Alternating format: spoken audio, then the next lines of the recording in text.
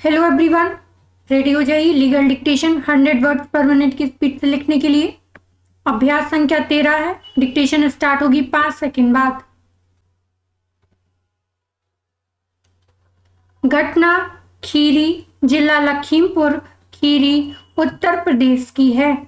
घटना के दिन दिनांक 11/7/2006 को सायं 5:30 बजे परिवादी अपीलार्थी की मां लाजपती पास के ही रहने वाले रविंद्र वर्मा से उसके भतीजे विष्णु कुमार के दुर्व्यवहार की शिकायत कर रही थी। उस समय अभियुक्त पक्ष के सुधीर, राम अवध, राकेश और विष्णु कुमार भी मौजूद थे और सभी मिलकर एक साथ परिवादी की मां से झगड़ा करने लगे। इसी समय परिवादी के पिता राम लखन और भाई अनूप कुमार भी वहां आ गए और उन्होंने अभियुक्त पक्ष को घटना स्थल से चले जाने को कहा। इसी बात से क्रोधित होकर सुधीर, राकेश और विष्णु ने रविंद्र को उकसाया कि वह परिवादी पक्ष पर गोली चला दे। तभी रविंद्र ने परिवादी की मां पर बिल्कुल नजदीक से देसी पिस्तौल से गोली चला दिया। पैराचेंज। परिवादी ने अपने घायल मां नजदीकी पुलिस स्टेशन ले जाकर अभियुक्त गण के विरुद्ध प्रथम सूचना रिपोर्ट दर्ज कराई। प्राथमिक सूचना के आधार पर खीरी पुलिस स्टेशन में भारतीय दंड संहिता 307, 504, 506/34 के अंतर्गत FIR लिखी गई, किंतु उपचार के दौरान परिवादी की मां की मृत्यु हो जाने के कारण मामले को भारतीय दंड संहिता की धारा 302 के अंतर्गत परिवर्तित कर दिया गया। अन्वेषणोपरांत विचारण कार्यवाही में विचारण न्यायालय ने अभियुक्त रविंद्र प्रत्युत्तरदाता संख्या 2 को भारतीय दंड संहिता की धारा 302 के अंतर्गत दोष सिद्ध एवं दंडित किया, किंतु अन्य अभियुक्तों को संदेह का लाभ देते हुए दोष मुक्त कर दिया।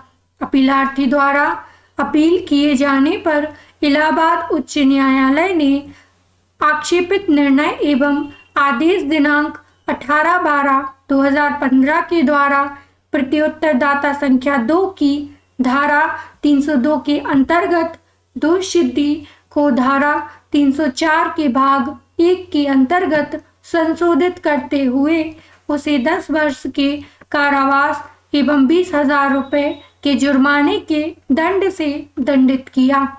अतः परिवादी ने यह अपील SLP प्रस्तुत किया। पैराचेंज।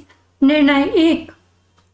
विचारण न्यायालय ने प्रत्युत्तरदाता संख्या 2 यहाँ मूल अभियुक्त संख्या 1 को भारतीय दंड संहिता की धारा 302 के अंतर्गत दंडनीय अपराध के लिए दोष सिद्धि किया था, किंतु उच्च न्यायालय ने भारतीय दंड संहिता की धारा 302 के अंतर्गत दंडनीय अपराध के लिए दोष सिद्धि को भारतीय दंड संहिता की धारा 304 के भाग 1 के अंतर्गत निम्नलिखित आधारों पर परिवर्तित कर दिया कि का यह सुनियोजित अपराध नहीं था, खा कोई पूर्व आशय नहीं था और गा घटना आवेश की तीव्रता में घटित हुई थी।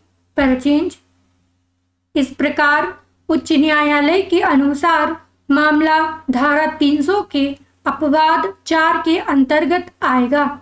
इस मामले के तथ्यों, साक्ष्यों और अभियोजन द्वारा साबित तत्वों के अनुसार प्रश्नगत घटना मृतक और अभियुक्त संख्या 1 के भतीजे के बीच गाली गलौज के बाद आधे घंटे के भीतर घटी।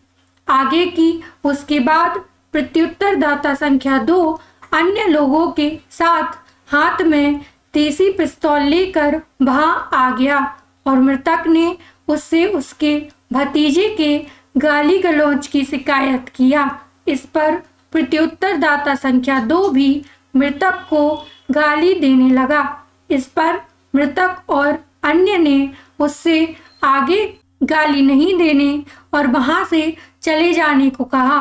उस समय प्रत्युत्तरदाता संख्या 2 ने मृतक और अन्य से कहा, क्या तुम सब जानते नहीं हो कि मैं दोष सिद्ध हूं और किसी का भय नहीं है। इसी समय प्रत्युत्तरदाता संख्या 2 ने मृतक पर बिल्कुल नजदीक से गोली चला दी। मृतक के साथ परिवादी पक्ष के किसी भी व्यक्ति के पास कोई हथियार नहीं था। उक्त घटना के बाद मृतक के द्वारा प्रत्युत्तरदाता संख्या 2 को कोई भी गंभीर और अचानक प्रकोपन नहीं दिया गया था जो अभियुक्त को मृतक पर गोली चलाने के लिए अग्रसर करता हो, और वह भी बिल्कुल नजदीक से।